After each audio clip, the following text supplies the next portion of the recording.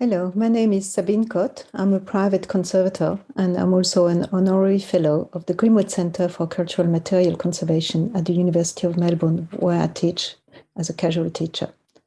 Today, I will talk to you about Australian women artists and creative materials in a talk called Made by Her.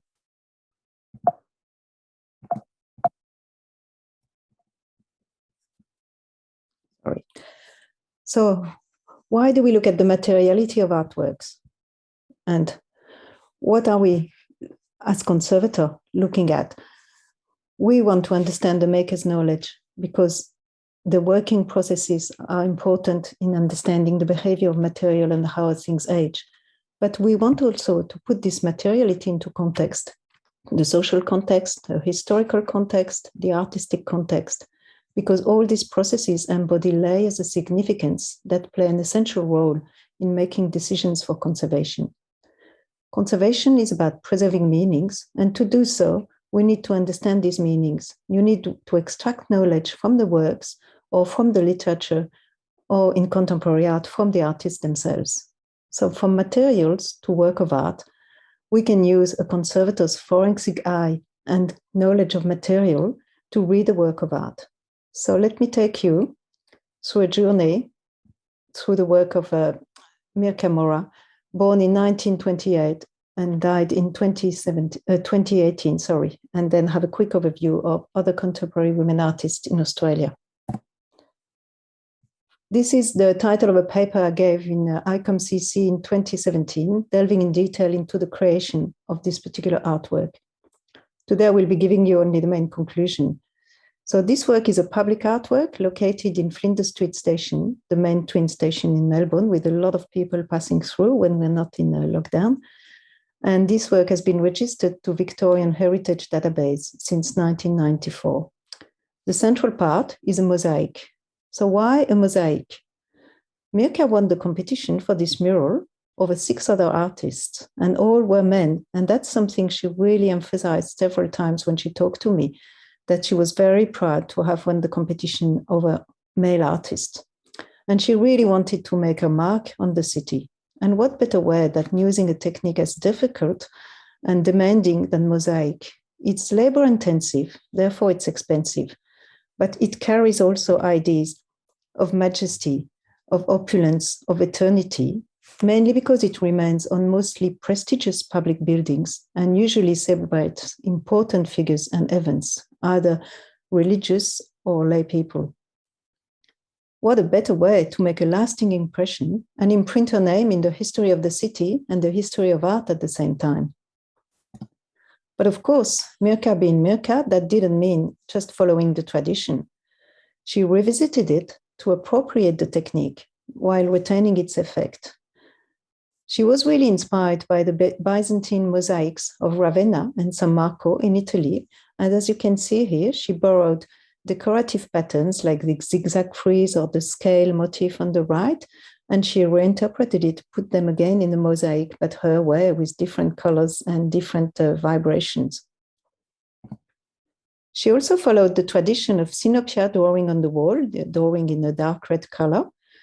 But then normally mosaists would just glue the tiles on the wall, all cut the same size, and then put the render, and being very careful to obtain a very flat surface, as flat as possible.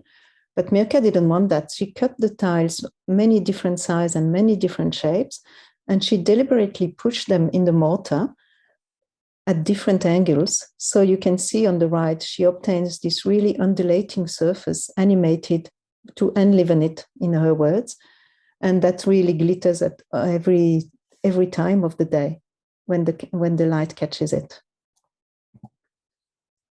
She continued to be inspired by the golden backgrounds and the sinuous patterns and really reinterpreted them in her mosaics. You can see here the sinuous lines, the golden details, the scale motifs, the decorative patterns, and sometimes very Australian details. But to enforce the effect of mosaic, she used also the power of the material economy and symbolism. She really made no mystery that the materials she used were expensive, and she talked at length about the price of the mosaic tiles that she imported from Italy. Particularly the blue tiles were made from manganese, and the golden tiles were a layer of a gold foil sandwiched between two layers of glass, and they were very expensive. But gold, on top of being a stunning color, is also very symbolic. It's symbol of eternity, of wealth, and above all of spiritual wealth. And she said that to people at the time. And you can see on the bottom left how the mural glitters in the afternoon sun when the light catches it, and the gold and silver tiles really catch the light in a special way. She realized also that being a woman in these times meant being also a bit invisible. So she had to be extraordinary to be noticed.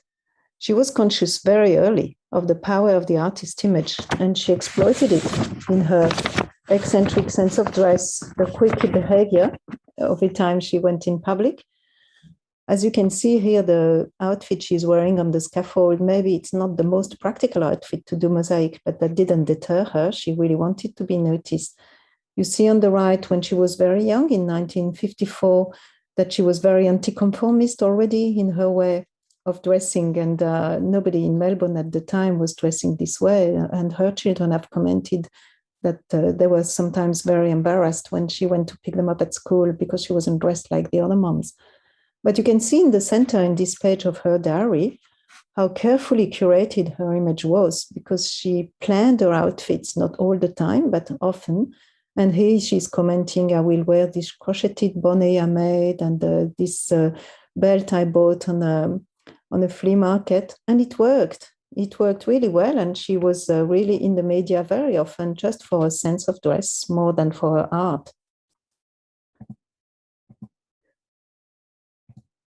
If we take a side look, we can see a few women artists, contemporary of Mirka or a bit younger, but also fully invested in a carefully constructed image of themselves in order to be noticed and draw attention to their work. Frida Kahlo, who was 10 years older than Mirka, Niki de Saint-Phalle in the center, who was an exact contemporary of Mirka, and on the right and bottom, you can see Yayoi Kusama or Marina Abramovic. And all these women fully exploit the sense of dress and the power of the artist image. She understood also the social component of art, and she very often worked in public, dressed in her Victorian and frilly dresses. And she lived a life generally as a performance, always doing a bit of an eccentric attitude outside, as you can see at the top photo. And it's probably not by chance that she accepted that in the last years of her life to transfer her patterns to a line of clothes made by Gorman that sold out almost immediately, so the performance could continue maybe on other women's bodies.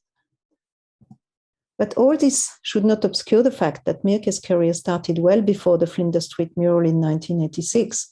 She was a very prolific artist and a very hard worker. She was doing painting, but she was also doing painting soft sculptures, painting embroideries. She was teaching workshops. She did that for 23 years at the Center of Adult Education. All this textile-based effort encountered a quite mixed critical reception, which is due to no small part to the gendered perception of materials, of the techniques as well, perceived as domestic and crafty, and of the themes perceived as childish, even if she took really great pains to explain her inspiration for the dolls that came from the Egyptian antiquity and the mythology. And all are very erudite readings, her Central European origins, her family law, the sewing skills she inherited from her mother, and which allowed her initially to enter Melbourne society because she started as a seamstress and an embroiderer. Also, admiration for the old masters' techniques and the iconography, all that are embedded in these technically innovative works. So having spent time discussing with the artist and asking questions that were born directly from the work's materiality, that gave me enough knowledge into the soft sculpture's many layers of significance to try and apply this to conservation decision made on this work. And you can see here that they're much more than just their materiality. They're a document of many other things. The community arts culture in the 70s and 80s with the Artist One workshop in schools and for adults, the rise of feminine techniques in the art, Mirka's curiosity and dexterity across many techniques, the blending of inherited skills and artistic traditions, and all these are essential to conserve the Mora icon. But I think Mirka belongs to a broader trend. And it's worth examining contemporary Australian women artists' work from this angle, looking at the process more than the finished artwork. Because women artists, they do not simply use different materials to tell an accepted story of the world. They write their own history, their alternative narrative about life. And to do so, they employ their own material vocabulary and they make meaningful choices of what to use and how. Often they place emphasis on the act of making, on the cultural connections embedded by the materials, and on the stories that they tell through lengthy processes of creation quite often. Threads, for example, are much more than just threads. They tell many stories. From Frances Phoenix on the right, revisiting the technique of doily in her controversial feminist Queen of Spades artwork from 1975, or Louise Weaver on the left, who reinvents the idea of hiding and camouflage and transformation in nature, or the Champi Desert Weavers, who are literally collecting grass and literally weaving the land into artwork to tell the stories of the land. And here in the center, you see the Seven Sisters artwork that was specially commissioned and woven for the Know My Name exhibition in 2020 at the National Gallery of Australia. Textile is still considered quite a gendered style of material. However, artists completely reinvent it, and they tell stories of deep emotions, of trauma, or reconnecting with memories of migration. Here on the left, you see Sally Smart with a family tree house, which is made of painted and cut out felt, but sometimes she translates that as well into iron solid constructions, but that carry the same evocation of tree houses, childhood memory, fears, joy. Or on the right, Mehwish Iqbal, who is revisiting her rich Pakistani heritage and reinterprets it through ancestral textile skills and Middle Eastern patterns that speak of architecture, migration, and cultural adjustments.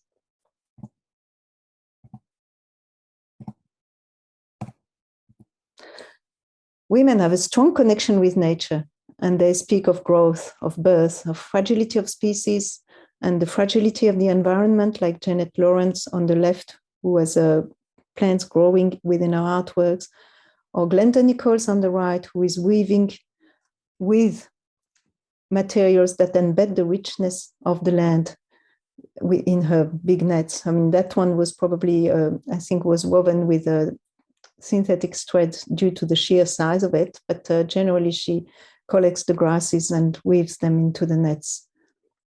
Or Julie Goff in the bottom photo, who is an indigenous artist from Tasmania and speaks about her people using the materials of the land. So when we speak of minerals, we think of stones and the athletic bodies of sculptures confronting the matters head-on, chopping, carving with big tools. But women approach the mineral world from different angles, and they speak of transformation, of symbolism, and of natural elements. Ione Scarce on the left, an indigenous woman born in Woomera, she uses glass because it's made of the land, literally for silica and sand, and recalls the trauma of her land because the land literally turned into glass due to the extreme heat of nuclear testings in the 1960s. She's a master glass blower, and she produces these bush yams or bush plums and uses them as metaphors of indigenous people and their plight due to colonization, displacement, and misuse of the land. Kirsty Rea on top uses the glass as well, but in a very different way, and she subverts the seemingly rigid and fragility of glass to evoke concepts of warmth, softness, and care in this sculpture. And Lindy Lee on the bottom uses the very solid material of bronze to make drops that she rearranges to speak about the cosmos and moon cycles and spiritual dimensions. Some other artists paint with layers, like Savandari Wongpathorn on the left, who is perforating canvas and painting on top and sometimes threading at the same time, or Tila George incorporating bronze, canvas, thread, paint into her artworks. The list could go on, but as now the public collection acknowledged that women are much less represented in the public collections and are trying to redress this, it's fair to conclude that their materials, which often do not conform to the norms, are part of the picture. I will conclude now with a return to the conservator's role to actively look for, understand, and record the meanings of these techniques and material, and to actively and creatively think of strategies to preserve and transmit them, which in my view is an essential contribution to both gender equity and cultural preservation. Thank you.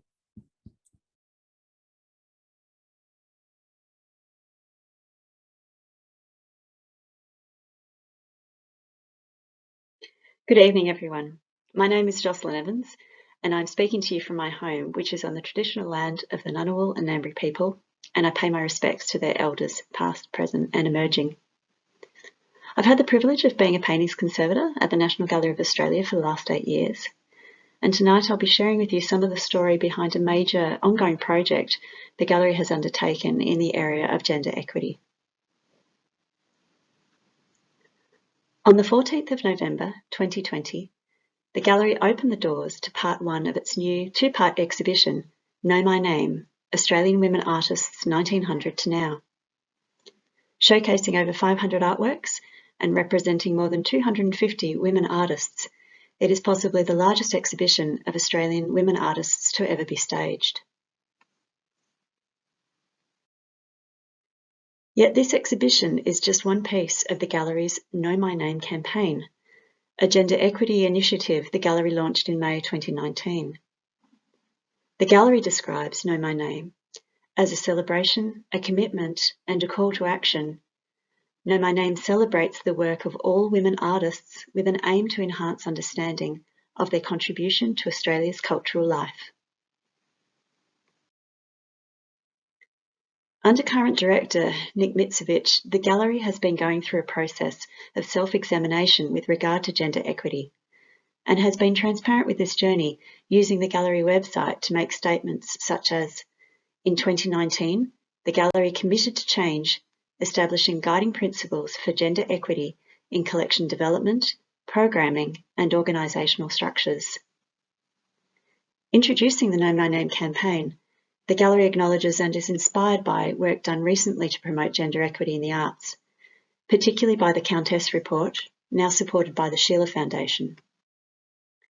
The Countess Report was established in 2008, and it describes itself as an independent artist-run initiative that publishes data on gender representation in the Australian contemporary art world. The Countess Report is now supported by the Sheila Foundation, a national philanthropic foundation launched in 2019, with a mission to overturn decades of gender bias by writing Australian women artists back into our art history and ensuring equality for today's women artists. The Countess Report encourages institutions to collect and publish their own data on gender representation. In 2019, the gallery accordingly published this statement on its website. The gallery acknowledges that 25% of its Australian art collection and 33% of its Aboriginal and Torres Strait Islander art collection is by women artists. Commitment to improve this representation is embedded within the gallery's new guiding principles for gender equity. Principle 1. Achieve equity across all activities, including collection development. These guiding principles are also published on the gallery website, and they have been adapted from the United Nations group Women's Empowering Principles of United Nations Women and United Nations Global Compact, Equality Means Business. Know My Name has also been partly inspired by #5WomenArtists, which is a social media campaign run by the National Museum of Women in the Arts, based in Washington, DC. Since 2016, each March, the NMWA has been posing the question on their social media channels, can you name 5 women artists? Encouraging their followers to share and respond, raising the profile of women artists in this way. Their online resources include downloadable content, such as this poster, that their followers can then share on their own profiles. The campaign also extends into merchandise, as of course does Know My Name, and I particularly like the dialogue between the two institutions on their t-shirts. The Know My Name initiative encompasses ongoing exhibitions, projects and events. One of these that many of you across Australia might have seen is the National Art Event, which ran for several weeks in early 2020. For this, the gallery was partnered by oOh!media, which is Australia's largest outdoor advertising company. 76 artworks by Australian women artists were chosen from the gallery's collection and were displayed on billboards and digital signage outlets throughout Australia. So instead of advertising an event, the billboards themselves, 1,500 of them, became the virtual gallery. It's estimated that around 80% of the Australian population would have passed by one of these displays during the event, which is a huge win for increasing the exposure of these artists and highlighting their contribution to the Australian cultural landscape, not to mention increasing access to their works.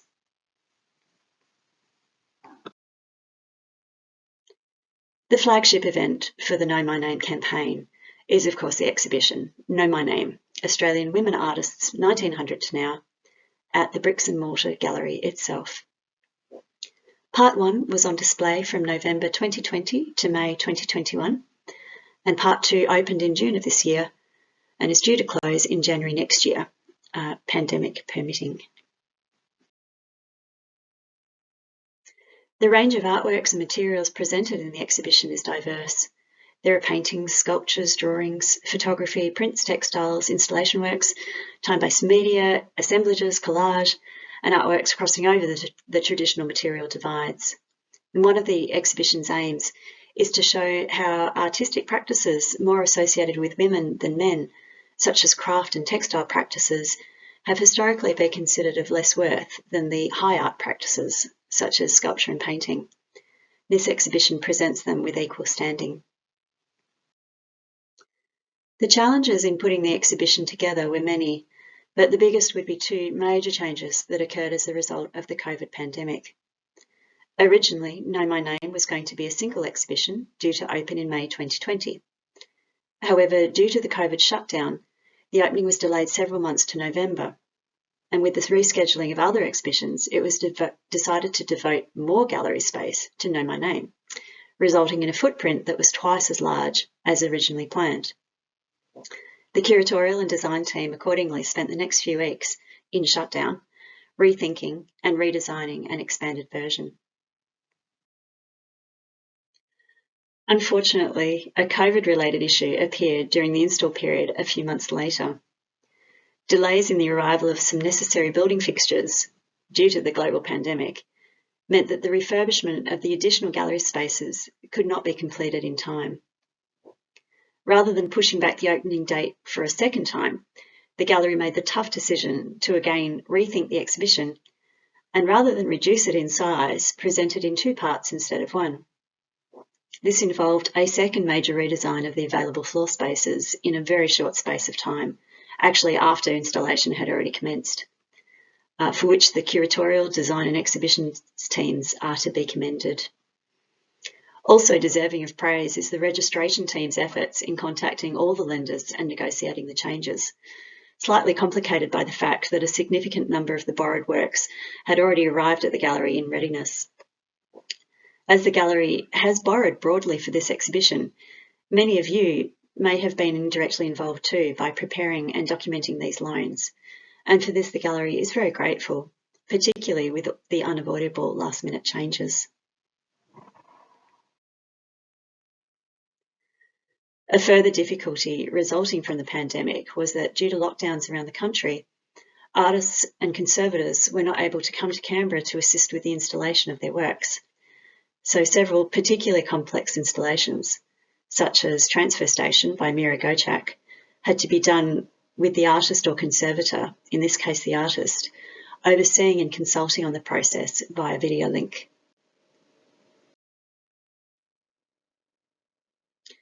In preparing this exhibition, my role as a paintings conservator encompassed the usual tasks: preparing and reporting on our own collection paintings, and checking and reporting loan works as they came into the building. I'd like to talk about one painting though, and how conservation contributed to raising its profile.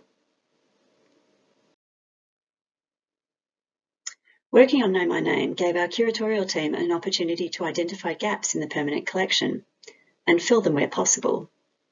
Aurora, painted in 1970 by Miriam Stanage, which is the artwork in the centre of this image, is one of these works.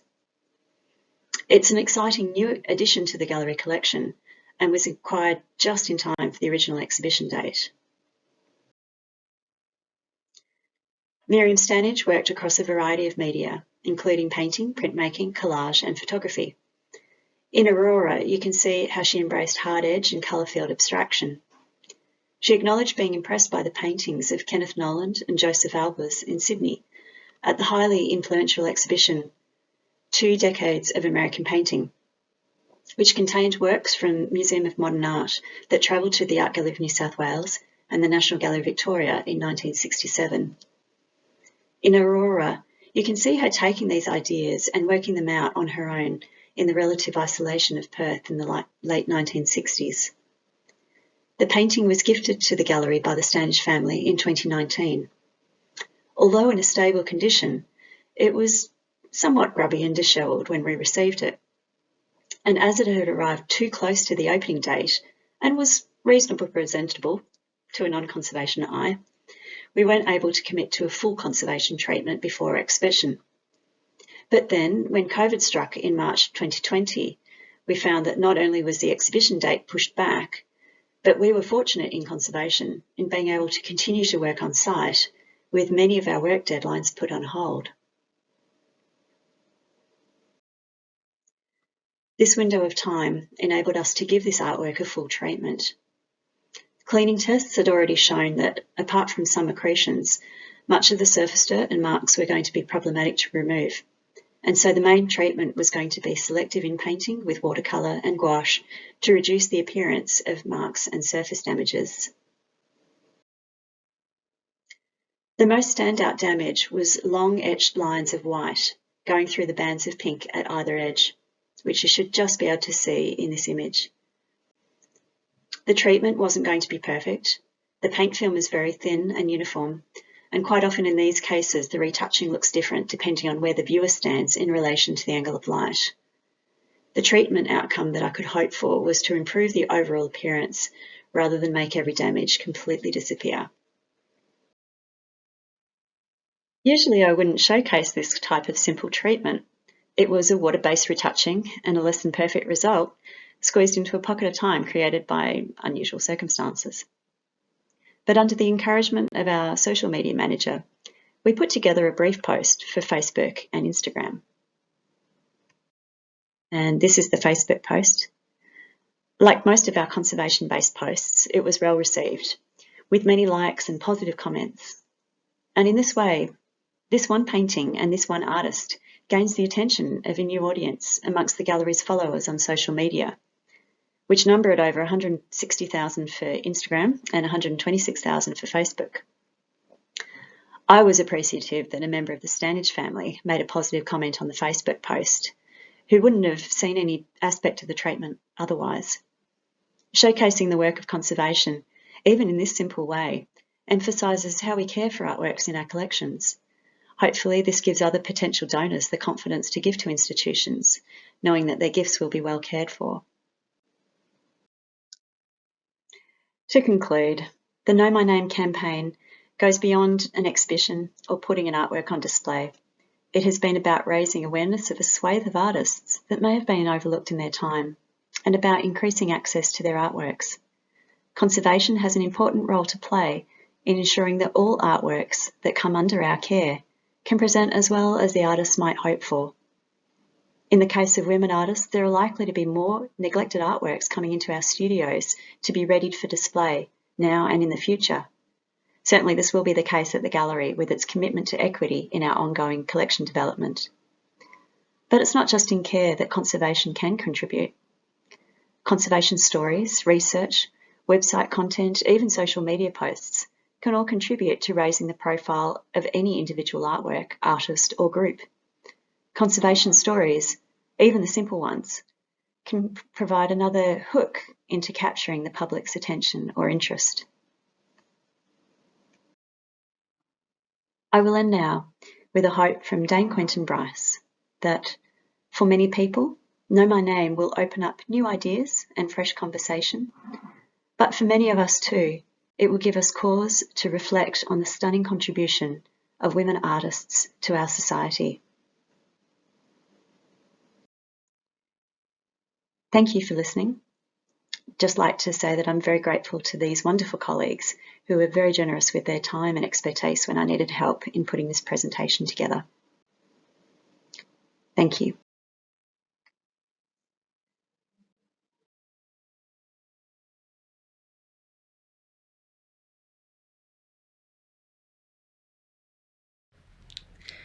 Hi, my name's Sandy Mitchell and I'm a paintings conservator at David Stein & Co in Sydney.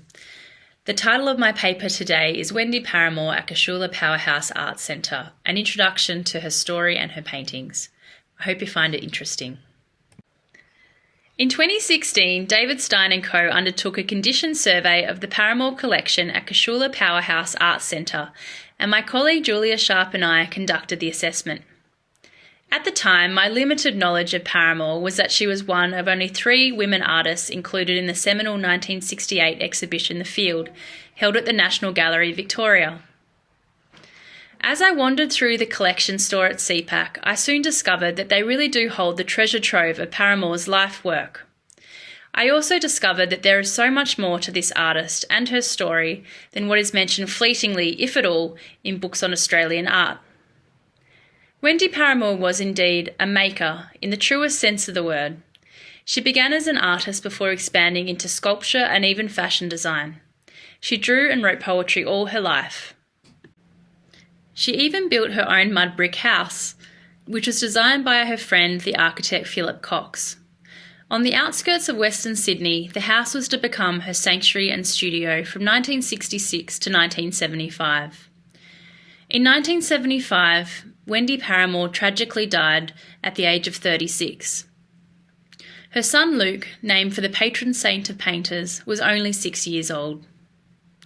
And I love this photo here of the house because you can see her sculpture lap out the front, just next to the clothes hanging on the washing line. And much later, Luke was to talk about how living in this house, he was surrounded by his mother's paintings and sculptures all the time. She was constantly working on things, and he referred to them all as his brothers and sisters. For many years, the collection stayed with her estate, with her family, friends, and later her son Luke reportedly searching for a home for the work and finding a lack of interest from both public and private galleries. In 1996, 21 years after Paramor's death, the curator Cecily Briggs, who had known Paramor when she was a young artist, introduced Luke and Wendy's work to the then director of CPAC, Con Guriotis. 1 year later, CPAC was entrusted with the collection. Today, it holds the largest and most significant collection of Wendy Paramor's work in Australia. The collection comprises of 153 works in total, including 28 paintings, 27 works on paper, several sculptures, and several dresses designed by the artist. The paintings and the works on paper are still largely in their original frames. The gallery is also the caretaker of the Wendy Paramor Archive, which contain many primary sources. They record her career and include newspaper cuttings, catalogues, letters, and sketches for paintings, sculptures, and dress designs. And unfortunately, because of the protracted Sydney lockdown, I was unable to get back to the gallery to take some photos of the dresses that were designed by Paramor. So that's on the list for next time. There are also more personal records such as poems, notebooks from her time abroad, family letters, photos, and taped interviews that Cecily Briggs and Solange Kershaw conducted in 1999 with Paramore's friends, family, and colleagues. These intimate mementos and anecdotes help tell the story of a woman who was fiercely independent, tough but also generous and warm. Examining the material available, including subscriptions to contemporary art journals, copious amounts of applications for travel grants and exhibitions, letters to gallery and art prize directors, reflects a person who was driven as an artist and approached her work in a serious, disciplined, and professional manner. Looking at Wendy Paramore's paintings help to tell her story and reflect the evolution of her practice. They can be understood as two distinct groups, those produced pre-1966 and those produced after, and the collection at CPAC has a good representation of both. After leaving school at 16 to become an artist, Paramore, at the behest of her father, completed a typing course. She worked briefly for her dad's Sydney advertising company before attending both the National Art School with John Passmore and the Julian Ashton School. And it was here that she met artists Max Cullen, Michael Johnson, Brett Whiteley, and Tony McGillick. In 1960, Paramore left Australia for Europe. She landed first in London, where she was part of the overwhelmingly blokey Australian enclave, sharing a house in Ladbroke Grove with Brett Whiteley, Michael Johnson, and Dick Watkins. During those early years in Europe, Paramore travelled around, spending most of her time in London, Italy, and the south of France. Poor thing. It was here that she encouraged Brett and Wendy Whiteley to visit her in Sija, where they spent several months painting together.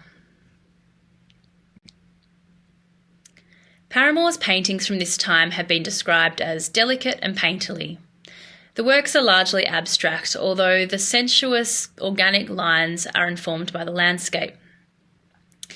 The palette is reduced to the earthy tones of ochres, oranges, buffs, creams, blacks, browns, deep greens and deep reds.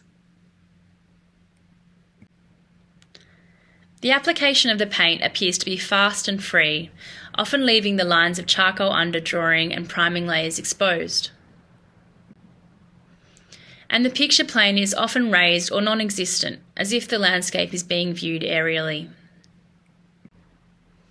Paramore drew extensively, working mainly in charcoal and ink. Smaller preparatory sketches for larger paintings were also completed in gouache, usually on paper. During her time overseas, Paramore was reportedly relentless in her drive to produce and exhibit her work. She placed paintings in group exhibitions in London and New York, and in 1962 she spent 3 months in Portugal on a Gulbenkian grant, where she held solo exhibitions in Lisbon, Coimbra and Oporto. Along with Whiteley, who was arguably the star of this group of Antipodean painters, Paramore was the only other member to exhibit her work in Europe. In 1963, Paramore returned to Sydney. The artist Alan Oldfield, who was a close friend and later somewhat of a biographer of Paramore's, described this period of her work as influenced by post-war abstraction, quote, sub-Roger Hilton, Brett Whiteley-esque, end quote. Still mainly working in oil and combinations thereof, she was also starting to use more acrylic and include elements of collage.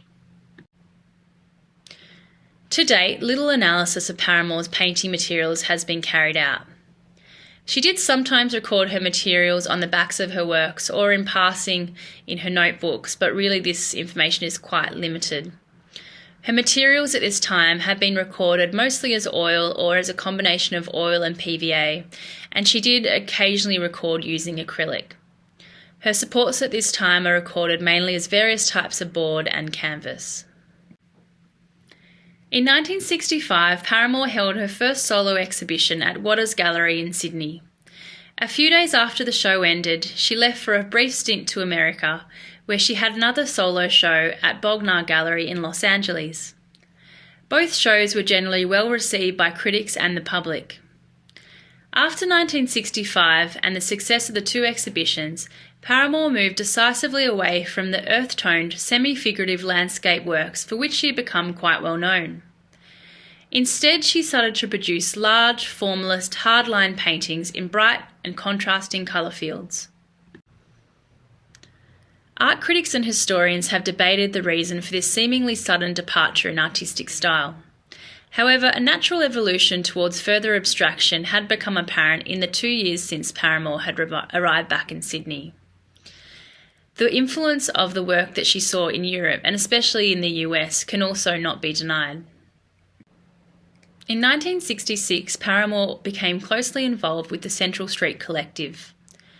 This group of artists were also profoundly influenced by the hard-edge painting that they had seen in England, Europe and the US, as well as the American art theorists Clement Greenberg and Michael Fried.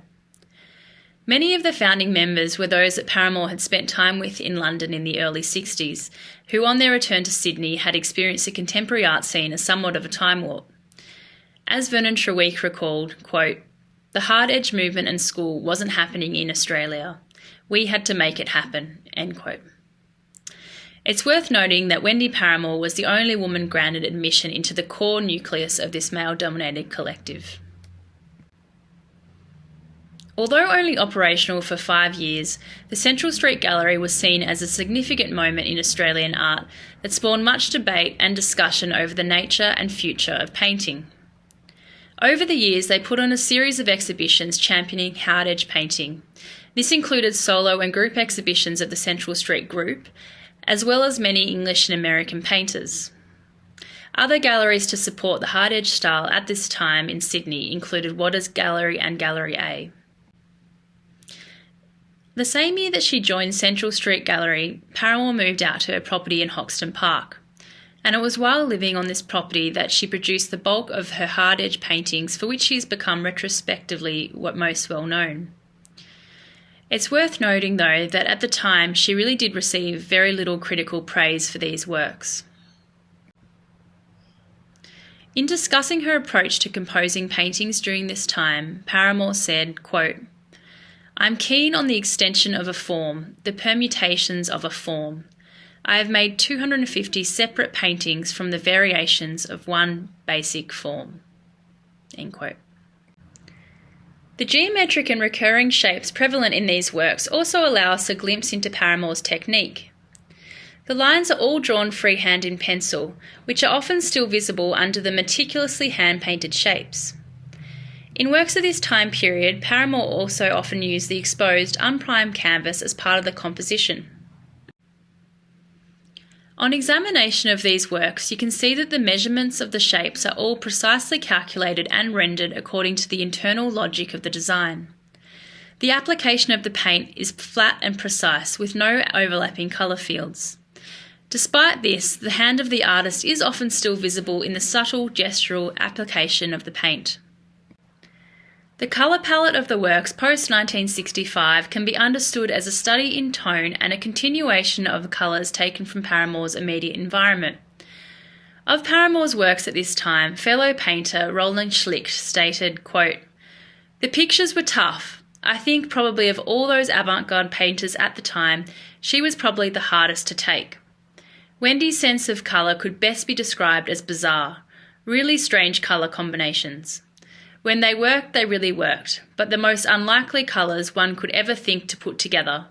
Sometimes quite bitter, sometimes suburban colours, strange suburban greens and terracotta tiling roof reds, sour colour."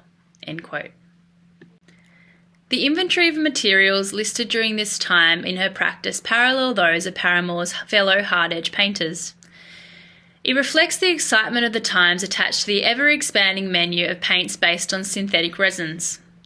Those recorded include PVA, Liquitex, or just plain acrylic, oil and a combination of PVA and oil. The various supports used include masonite, cotton duck, and composition board. It was around the time that Paramor moved to West Hoxton that she began to make a confident and conscious move into sculpture, while also continuing to produce her paintings. In 1968, 2 of her sculptures and one of her paintings were selected for the Field, which was to reopen the newly renovated NGV. In 1969, her work was selected for major exhibitions including International Young Contemporaries in Tokyo, the Marlin House Sculpture Competition, and the innovative Mildura Sculpture Triennials of 1970 and 1973. At the time, critics referred to Paramor as a, quote, sculptural painter and suggested that maybe she'd do better by focusing on this element of her practice.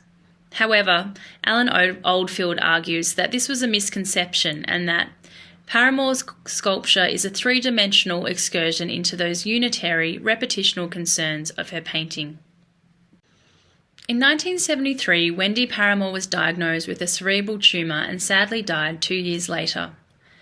In the few years before she died, she was moving back to a more figurative style of painting, as well as continuing with her explorations into sculpture and drawing. In many ways, Wendy Paramor is an exception to the rule. During her lifetime, she was accepted into the boys' club that was the hard edge abstraction movement, while so many of her fellow female artists were not. She exhibited constantly, and the archive in Casula holds evidence to the fact that she was written about by critics and scholars frequently while she was alive.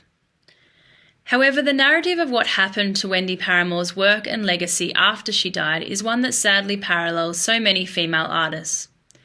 In short, she became quickly forgotten except by those who knew and loved her.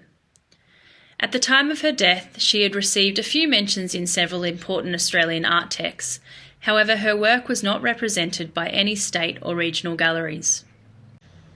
The factors which art critics, historians, family and friends attribute to the rapid disintegration of the memory of Paramor's artistic legacy are nuanced and varied.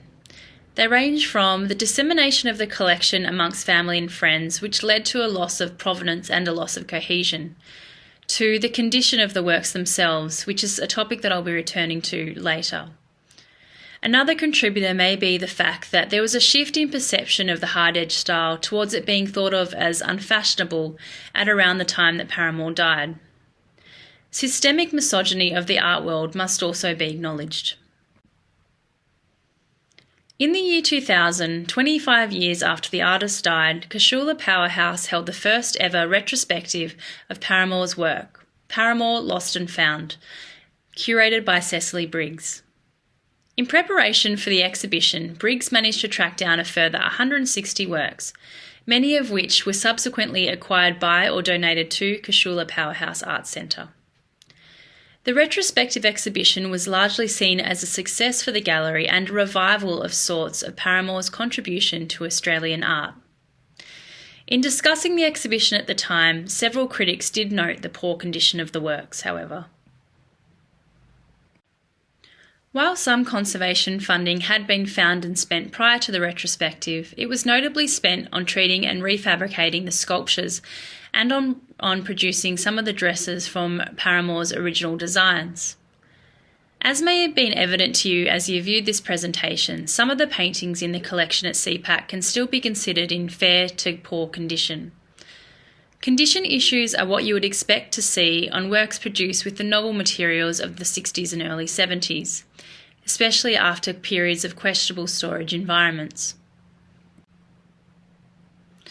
Condition issues include instability and loss of paint film, damage to supports,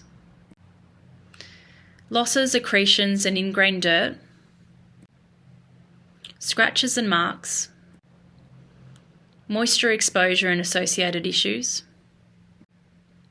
and framing condition issues. The reason for the current condition of the collection is twofold. Firstly, as mentioned, on acquisition of the works in 1997 and in 2000, many were in poor condition. According to Paramor's friends, the poor treatment and storage of finished works began by the artist herself once she became unwell. Prior to this, Paramor had wrapped works in plastic and had reportedly been quite meticulous in how things were stored. Indeed, the archive kept at CPAC holds a receipt for off-site storage facilities that the artist used to house her work. After Paramor died, her friend Alan Oldfield stated that he and Ron Radford went out to the property at West Hoxton to try and catalogue and account for the works. He states, however, that, quote, "I was absolutely appalled by the way the pictures were stored. It was in this galvanised iron shed in this incredible heat, and in the galvanised iron shed I can remember some animals, chooks I think, and just stuff everywhere. It was leaking, the doors were open. That's when so much damage to the works happened." End quote. Oldfield and Radford tried to engage the interest of the National Gallery and the Art Gallery of New South Wales at the time. However, in an interview with Cecily Briggs in 1999, Oldfield stated that, quote, "So much of it was damaged that they just wouldn't come at it," end quote. Furthermore, for many years the work stayed with the estate, and during this time, due to practical limitations, several works were stored in less than desirable conditions. The second reason for the work's condition is, of course, budgetary. Like many small and regional galleries, years of budgetary constraints have meant that conservation undertaken at CPAC has generally been in-house and focused on long-term, holistic, preventative strategies, such as improving climate control storage, building adequate stillage for the sculptures, and sourcing archival boxes and storage materials for the Paramore Archive. By the gallery's own admission, the majority of Paramore's paintings to date have received little conservation treatment since they were acquired. When feasible, any conservation treatment conducted is generally in response to loan and exhibition requests and is centred on urgent stabilisation. In 2018, David Stein & Co. treated Paramore's 1967 Diablo, a treatment that included consolidation of fragile areas, surface cleaning, and filling and retouching of losses. In recent years, progress has been made in Australia and around much of the world to revise the art historical canon by acknowledging, remembering, and exhibiting the work of women artists. Still, research conducted in 2019 by art agency In Other Words and ArtNet News found that women artists represent just 2% of the global art market despite dominating tertiary art programs. And in Australia, the 2019 Countess report, funded by the Sheila Foundation, found that state-owned galleries had just 33% female representation in their exhibitions, with no data available on non-binary artists. Exhibitions like the NGA's recent Know Her Name have sought to address this disparity. However, I'm sure we can all acknowledge that there is still much work to be done. And the funding of conservation undoubtedly has a role to play on the road towards better access to and representation of Australian women artists. For an artist like Wendy Paramore, who was always so driven to exhibit her art, providing access to her work feels particularly pertinent. There is some good news though. Casula Powerhouse Arts Centre's strategic plan for 2022 and to 2024 will move to complete staged business cases with the Liverpool City Council for additional targeted funding to preserve and better utilise the Liverpool City Council's art collection. If successful, the Paramore collection will be a key priority for this funding. For now, though, enhancing the preservation, access and understanding of this significant Australian artist remains very much a work in progress. Thank you for listening, and I hope you enjoy the rest of the conference.